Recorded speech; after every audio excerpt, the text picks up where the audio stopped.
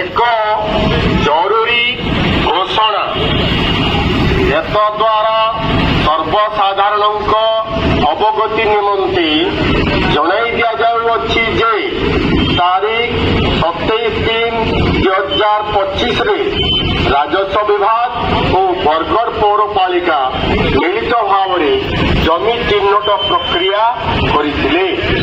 ଉକ୍ତ ଚିହ୍ନିତ ଜମିଗୁଡ଼ିକ ଲେଙ୍ଗୁ ମିଶ୍ର ଛକଠାରୁ ଜୀରା ନଦୀ ପର୍ଯ୍ୟନ୍ତ ରାସ୍ତା ପ୍ରଶସ୍ତୀକରଣ ପାଇଁ ତାରିଖ 30/3/2025 ସମ୍ପୂର୍ଣ୍ଣ ଭାବରେ ଉଚ୍ଛେଦ କରି ଦିଆଯିବ। एक्शन मोड रे बरगड़ पौर परिषद प्रबल चाप और प्रतिवाद पर शेषे चेतिला।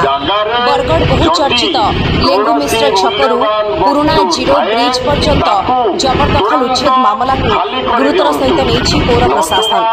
मामला को नहीं असंतोष बढ़िबा पर आज विवादीय रास्ता को चिन्हट करा जायछि।